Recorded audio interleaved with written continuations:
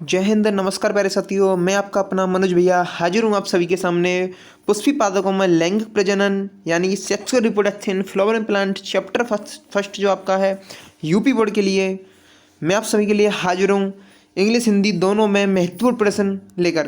तो डेफिनेट आज की क्लास में मैं आप सभी के लिए लेके आया हूँ यहाँ पर आपके लिए पुष्पी पादकों में लैंगिक लैंगिक प्रजनन का चैप्टर फर्स्ट है आपका बायोलॉजी का। तो डियर फ्रेंड्स, इसमें मैं आपको कराऊंगा यहाँ पर मोस्ट इंपोर्टेंट प्रश्न जो कि बार बार आपके मैं पेपर में पूछे जाते हैं। तो डियर फ्रेंड्स, इन्हें चलिए फिर स्टार्ट करते हैं।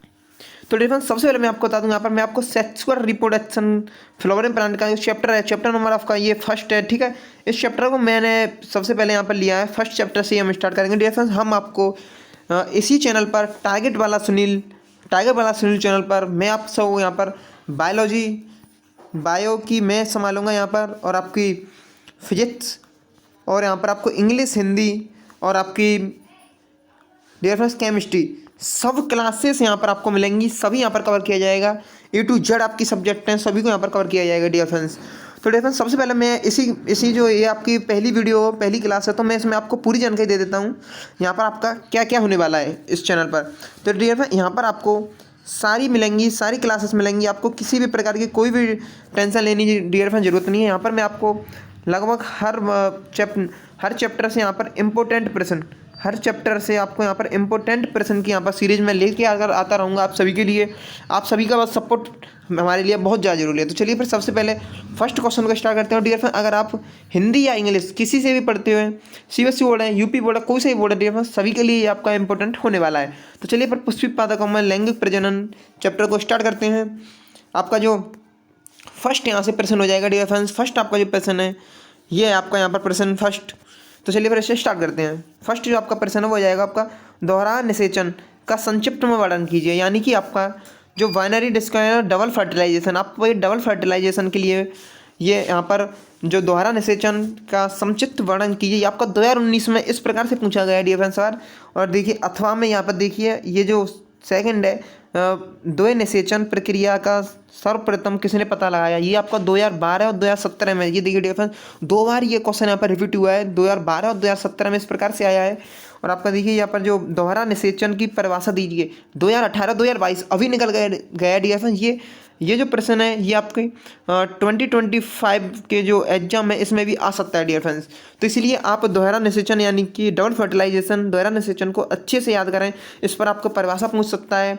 और देखिए डियर फ्रेंड्स, 2015 किस तरीके पूछा है कि दोहरा निषेचन से आप क्या समझते हैं।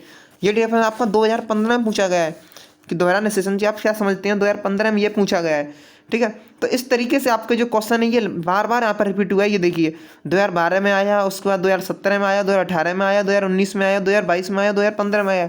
ये डियर फ्रेंड्स बार बार ये क्वेश्चन यहाँ पर रिपीट हुआ है। तो इस क्वेश्चन को आप अच्छे से एक बार इसे डियर फ्रेंड्स आपको रिवाइज कर लेना। डियर फ्रेंड्स, अगर आप सभी का ये नोट्स तो डियर फ्रेंड रखे ही होंगे, अगर आपके पास नोट्स नहीं है तो डियर फ्रेंड आपको फिर भी टेंशन लेने की जरूरत नहीं है। ये जो चैप्टर है, इन चैप्टर का आपको कहाँ से पढ़ना है मैं आपको एक टीचर बता दूंगा डियर फ्रेंड्स, जिसका लिंक आपको डिस्क्रिप्शन बॉक्स में क्लासेस का मिल जाएगा। वहाँ से आपके पास अगर नोट्स भी नहीं है तो भी आप क्लास लेकर अच्छे से तैयारी कर सकते हैं अपनी। तो चलिए फिर आपका second question dear friends, second question आपके सामने आपकी स्क्रीन पर हाजिर है डियर फ्रेंड्स। ये आपका एक परागकण की सूक्ष्मदर्शी संरचना का सचित्र वर्णन कीजिए। आपका 2009 2011 में इस तरीके से आपका ये प्रश्न पूछा गया है। सेकंड 2000 आपका 10 2008 2007 ये देखिए लगातार आया ये प्रश्न।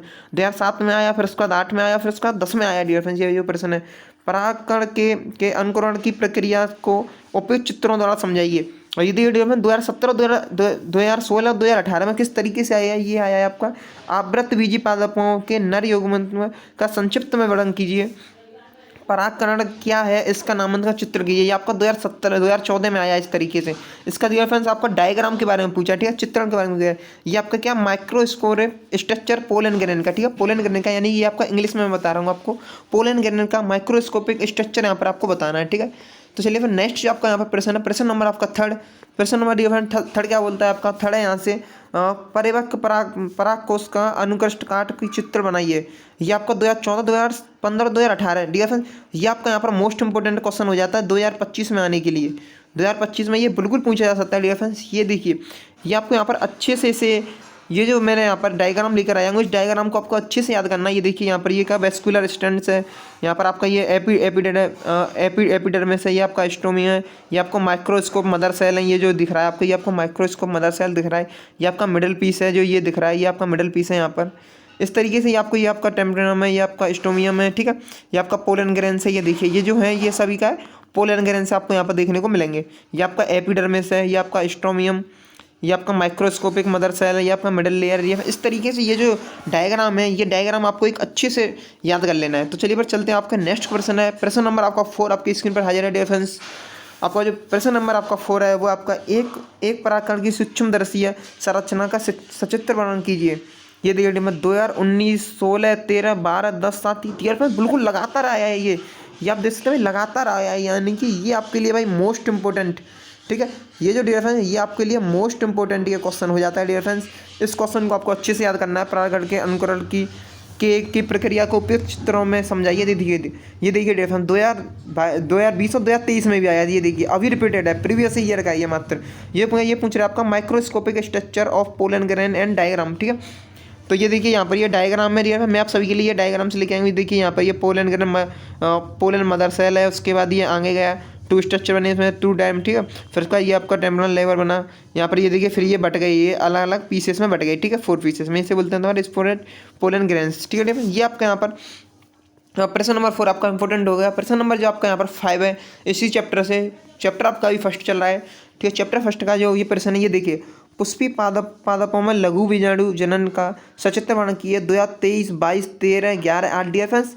जितने भी मैं आपके लिए प्रश्न लेके आऊँगा सभी आपके लिए मोस्ट इंपॉर्टेंट क्वेश्चन है डियर फ्रेंड्स। इन क्वेश्चनों को बिल्कुल भी हल्के में ना लें, यही क्वेश्चन आपके एग्जाम में पूछे जाएंगे डियर फ्रेंड्स। तो चलिए आपका और देखिए 2016, 14, 11, 10, 9, 8 में किस तरीके से यही क्वेश्चन पूछा गया है। चित्र की सहायता से आवृतबीजी पादपों में लघु बीजाणु जनन का वर्णन कीजिए, इस तरीके से ये पूछा गया है, ठीक है। नेक्स्ट आपका यहाँ पर आवृतबीजी पादपों में लघु बीजाणु जनन प्रक्रिया का सचित्र वर्णन कीजिए। आपको 2023 प्रीवियस ईयर में ही पूछा गया, 2023 में इस तरीके से ये पूछा गया, देख सकते हैं आप 2023 में ही पूछा गया। अभी describe the microscope reproduction in flowering plant and diagram, ठीक है। फिर ये आपके लिए मैं डायग्राम ले आया हूँ दिखाने के लिए। इस डायग्राम को आपको अच्छे से याद करना है, ये आपके बुक में भी ये डायग्राम दिया हुआ है।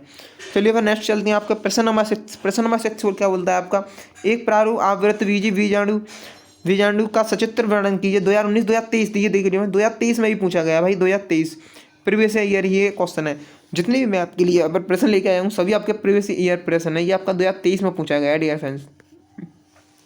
ये आपका और देखो 2016, 14, 13, 11 भाई पूछा जा रहा है, बार बार पूछा जा रहा है। ये जो प्रश्न है 2011 में पूछा गया, फिर उसका 13 में पूछा गया, फिर उसका 14, उसके बाद भाई 16 और 16 के बाद भाई 19 और 19 के बाद फिर 23 में पूछा गया। इस तरीके की देखिए 2016, 14, 13, 11 में किस तरीके से ये क्वेश्चन पूछा गया है।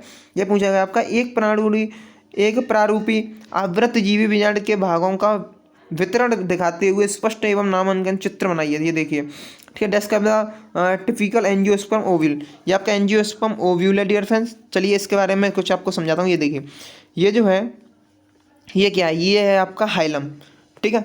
नेक्स्ट आपका यहाँ से ये देखिए ये जो है ना, ये जो स्पेस है, ये जो स्पेस दिख रहा है आपको, ये क्या है, ये आपका फनिकल है, ये आपका बीजांड द्वार है। ये जो है ये आपका बीजांड द्वार है डियर फ्रेंड्स।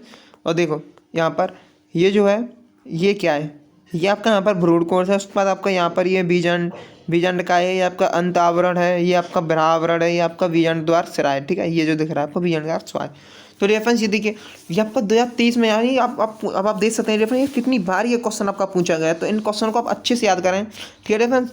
चलिए चलते हैं फिर नेक्स्ट प्रश्न पर। नेक्स्ट जो आपका यहाँ से प्रश्न है वो हो जाएगा आपका आवृतजीवी पादपों में बीजाणु की प्रक्रिया का वर्णन किया 2023, 22, 13, 11, 8 में पूछा गया। ये देखिए 2012, 11, 8, 4 इस तरीके से पूछा गया है ये कि चित्रों की सहायता से एक सामान्य 8 केंद्रीय भ्रूणकोश के विकास का वर्णन कीजिए, यानी कि describe the process of megasporogenesis in angiosperm, ठीक है। इसके बारे में ये पूछा है। गुरु बीजाणु जनन के बारे में ये प्रक्रिया पूछा है, इसका आपको किस तरीके से यहाँ पर वर्णन करना है ये मैं आप सभी लेके आया हूँ। ये देखिए ये आपका यहाँ पर स्ट्रक्चर में लेके आया हूँ। इस स्ट्रक्चर को आपको ये जो डायग्राम है इस डायग्राम को आपको अच्छे से याद करना है, यहीं से आपका ये प्रश्न जरूर पूछा जाएगा।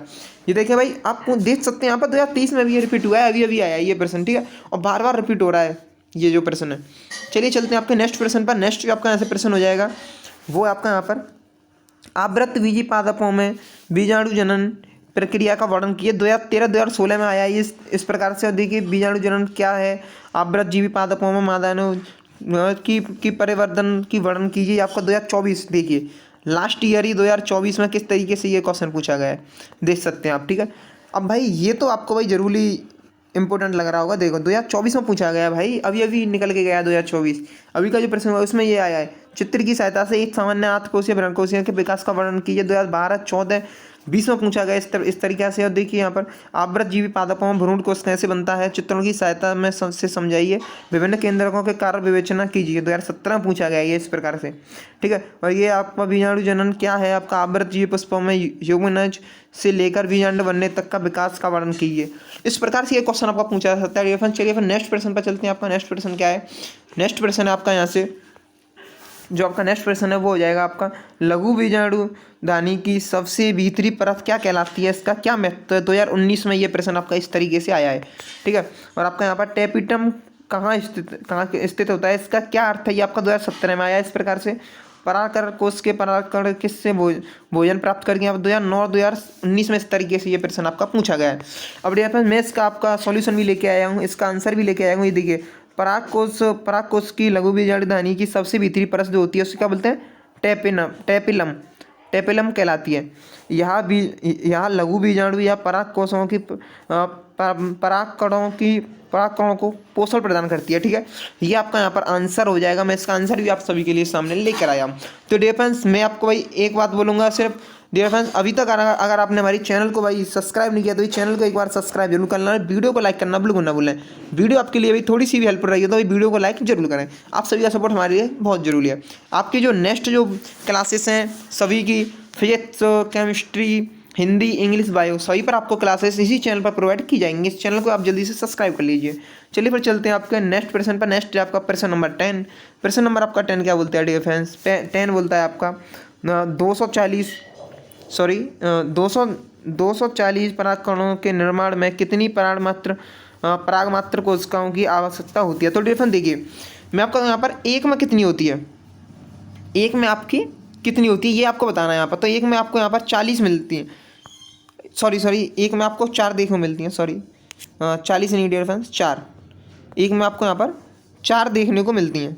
ठीक है, एक में आपको 4 देखने को मिलती हैं, यानी ये कितना पूछा, ये पूछ रहा है आपका भाई 240। तो भाई 240 में कितने देखो, 240 में आपको 60 देखने को मिलेंगी। ठीक है, देख लिए 240 में कितने देखने को मिलेंगे आप 60, यानी कि 240/4 कितना आ गया आपका 60 आ जाएगा आंसर। यानी 60 देखो में इसका जो आंसर है आपका वो हो जाएगा आपका किस तरीके से आपको आपका हैंड रिटन है को आपको किस तरीके से लिखना है आपको मैं वो बता देता हूँ। यहाँ पर एक परागमात्र कोशिका में से 4 परागकणों का निर्माण होता है तो 240 परागकणों के लिए 60 परागमात्र कोशिकाओं की आवश्यकता होगी। ठीक है, ये आपका यहाँ पर करेक्ट ऑप्शन हो गया। आपके नेक्स्ट प्रश्न पर चलते हैं। नेक्स्ट जो आपका प्रश्न है यहाँ से वो हो जाएगा आपका क्वेश्चन नंबर 11।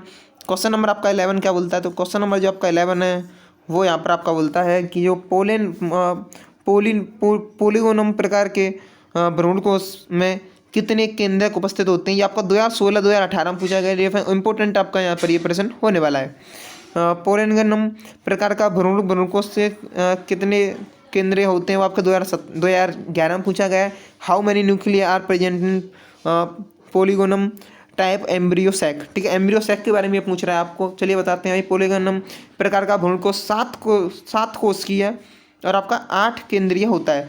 अब देखिए ये जो आपका प्रश्न है ये क्वेश्चन आपका यहाँ पर ऑब्जेक्टिव टाइप में भी आ सकता है, तो वहाँ पर आपको घुमाकर भी दे सकता है कि ये 8 कोशिकाएँ होती हैं 7 केंद्रीय। तो आपको ये नहीं करना है, ये करना है आपको 7 केंद्रीय और आपके 7 कोशिकीय और आपके 8 केंद्रीय। ये आपका यहाँ पर करेक्ट ऑप्शन हो जाएगा, 7 कोशिकीय और आपके 8 केंद्रीय। नेक्स्ट जो आपका यहाँ से प्रश्न हो जाएगा डियर फ्रेंड्स वो आपका यहाँ पर मादा युग्मनज के एक बीजाणु प्रकार विकास से आप क्या समझते हैं। आपका 2016-2014 में यहाँ पर ये रिपीटेड क्वेश्चन है। What do you understand by monospore development of female gametophyte. ये पूछा फीमेल गैमेटोफाइट के बारे में पूछा है, यानी कि भ्रूण कोश के बारे में यहाँ पर पूछा गया है। चलिए बताते हैं। आवृत जीवी पादपों में मादा युग्मनज यहाँ पर जो विकास कोश के निर्माण के दौरान गुरु बीजाणु मात्र कोशिका से 4 अर्धगोलित बीजाणु कोशिकाएं बनती हैं। इनमें से सबसे नीचे की जो कोशिका है वो आपके आकार में बड़ी होती है, सक्रिय, और यहाँ पर जो गुरु बीजाणु कोशिका या मादा युग्म में वो बनती है, जबकि शेष 3 नष्ट हो जाती हैं। इससे ही एक बीजाणु का विकास का निर्माण होता है। डियर फ्रेंड्स, आपका जो यहाँ से आज तक की जो वीडियो में मैंने आपको यहाँ पर लगभग डियर फ्रेंड मैं आपको और 12 क्वेश्चन कराए हैं, 12 क्वेश्चन कराए हैं डियर फ्रेंड। ये आपके 12 ही क्वेश्चन आपने देख लिए होंगे, बार बार रिपीटेड क्वेश्चन है डियर फ्रेंड्स। बहुत ही ज़्यादा मोस्ट इंपॉर्टेंट ही आपको मैं क्वेश्चन लेके आया हूँ। इस सभी के पीछे डियर फ्रेंड्स आप सभी का सपोर्ट बहुत ज़रूरी है। हमारी जो रेगुलर बेसिस में यहाँ पर क्लासेस आती रहेंगी, आप सभी अपना सपोर्ट जरूर बनाए रखें। Thank you all dear friends. Channel को एक बार सब्सक्राइब करना, वीडियो को लाइक करना बिल्कुल ना भूलें। मिलते हैं नेक्स्ट वीडियो में।